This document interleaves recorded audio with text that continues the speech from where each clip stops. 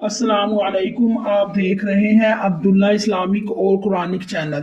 عبداللہ Islamic اور Quranic channel میں آج ہم سورۃ البقرہ کی جو آیت نمبر 46، 47 اور 48 ہے اس کو تجوید کے ساتھ پڑھیں گے۔ تو چلیے ہم سبق کا آغاز کرتے ہیں۔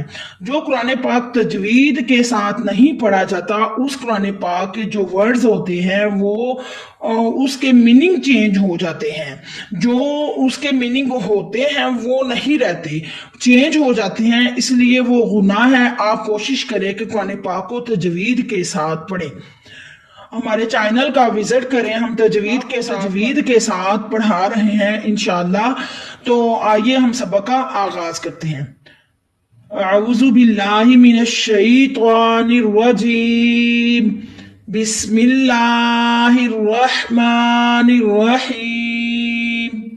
یا بنی اسرائیل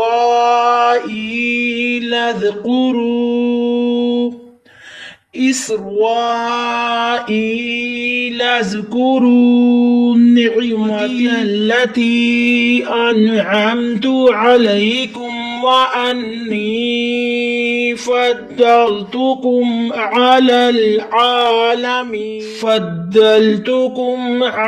العالمین واتقوا یوما لا تجزی نفس عن نفس شیئا ولا منها شفاعة ولا يؤخذ منها عدل ولا هم ينصرون۔